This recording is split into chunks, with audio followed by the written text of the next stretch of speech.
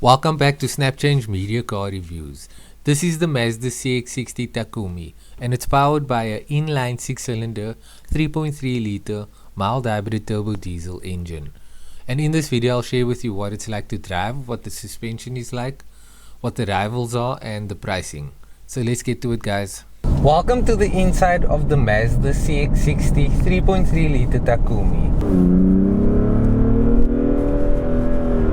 It is the latest addition to the CX-60 range, and it's also the latest addition to the Mazda lineup.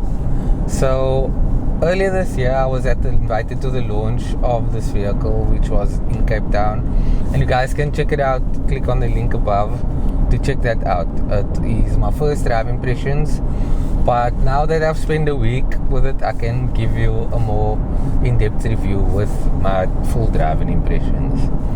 Yeah, so the Mazda CX-60 is a larger SUV that seats 5 and it is priced around the R1,000,000 range. The Mazda CX-60 is powered by an inline 6-cylinder 3.3 litre turbo diesel mild hybrid engine, and it makes 187 kilowatts and 550 Newton meters of torque, and that is able to send it to all four wheels via an 8-speed automatic transmission that is very smart. The engine powers on very nicely, the gearbox works very well. Downshifts are a bit abrupt at times, but there are paddle shifters here which help you shift through gears yourself. There are 3 drive modes: normal, sport and off-road mode.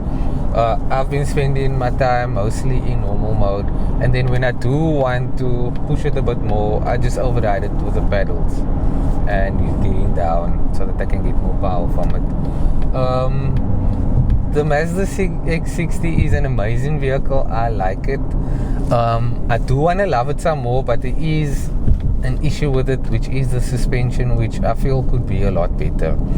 The suspension is on the firmer side, I do get it, but when it goes over bumps like speed bumps or irregularities on the road, the vehicle is not that happy. It takes a while to settle and it's firm and very jolting. So going over speed bumps at like 40 kilometers or even 30, it is a bit abrupt, and sitting at the back, it is not pleasant for those drivers, especially if it feels like that for me in the front here.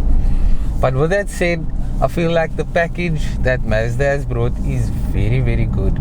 It is the only 6-cylinder in the segment, so you won't find it in the BMW, you won't find it by Mercedes-Benz unless you go up a segment. And I think that is commendable by Mazda. It is a brave move. And a lot of these Japanese manufacturers as well as German manufacturers are struggling because of the influx of the Chinese into the market. So Mazda has rolled the dice with this vehicle, and I think that they are onto something. But I think that it would be that much better if the suspension was tuned a bit more. The CX-60 is priced just above R1,000,000, and its rivals are the Mercedes-Benz GLC, the BMW X3, the Lexus RX, as well as maybe the Toyota RAV4, but that is lower class than this, but it has a similar powertrain. And then there's also what's the other vehicle, the Val H6 that you could have a look at. It's also all-wheel drive and mild hybrid, but this vehicle pushes 550 Newton meters of torque effortlessly from the 6-cylinder 3.3 litre diesel engine with this 8-speed gearbox, which does really well. So towing would be a breeze for you, and this vehicle is an amazing choice. The build quality is very, very good. It is rock solid inside here. It's up there with the likes of the Lexus and the Mercedes and the BMW and the Volvo as well. Mazda used to be known as the cheaper option, but with the interiors of late that have been going to, it's really up there with the premium brands. It is a lot better than the Toyota. Like I said, it's up there with Lexus. It has a Bose sound system with this Takumi derivative, and it sounds amazing. The acoustics inside here is phenomenal. The bass bangs and it sounds really well. It has a panoramic sunroof which lets in a lot of natural light inside the cabin, and it just feels spacious with the sunroof, and when you're driving with it open it's also not that noisy, so it is well insulated. You get all the bells and whistles with the CX60 Takumi, like lane keep assist, active following distancing with the cruise control.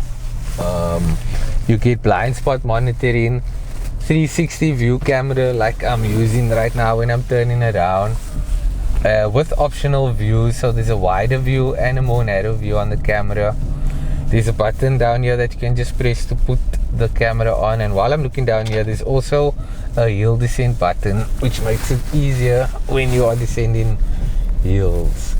There's also an infotainment screen which is wide and it is horizontally displayed. It is not touchscreen, which is quite controversial, but I like it. Mazda says that it is a distraction with a touchscreen, and I agree with him. I've been saying this for a while. Why are you allowed to touch on the touchscreen but you're not allowed to touch on your phone? I don't want to get too deep into it, but yeah, there is controls down here. Same like in the Mazda CX-5, like I explained, the controls work really well, and they're just nice to use, easy to use. You just put your hand down here and use it instead of reaching all the way over there to skip your favorite song or to tune into your favorite radio station, or even to use the navigational system. Another issue that I have with the vehicle, especially now that it is winter, is it has cooling seats but no heated seats. Yeah, I'm a bit fussy with that one, but I would have liked heated seats in this weather. The seats are covered in Nappa leather which feel amazing. They are really good and they feel good and look good. They have the finished with this copper stitching with the brown inserts down the middle, and I think it really looks classy.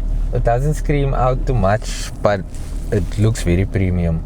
Same goes with the dash premium look as with the rest of the Mazda CX lineups. Dual zone climate control works very nicely, very powerful, with the automatic window clearer demister. I enjoyed that, and it has a charging dock for the phone, wireless charging dock for the phone with a 12-volt socket on the side. There are no USB type A plugs here. It's all USB type C, so you guys need to get to the program.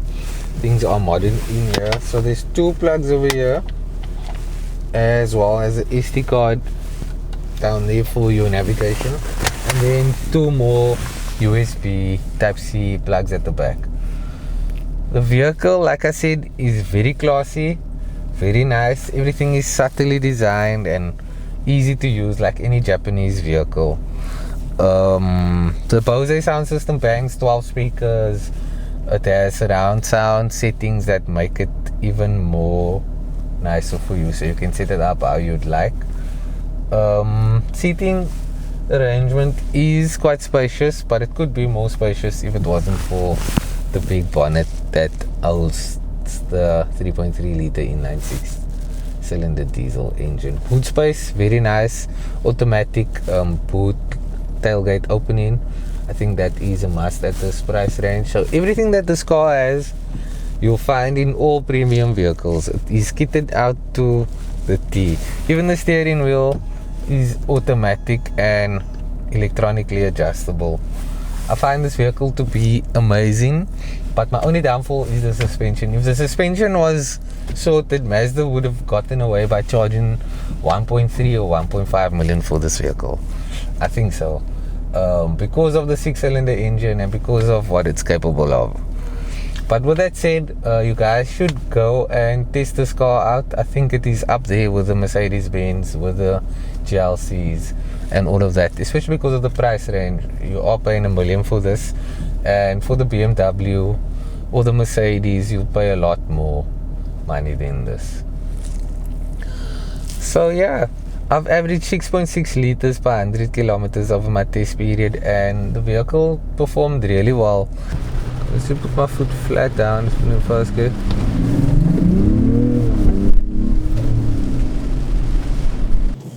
So the all-wheel drive system works really well, and traction control does too.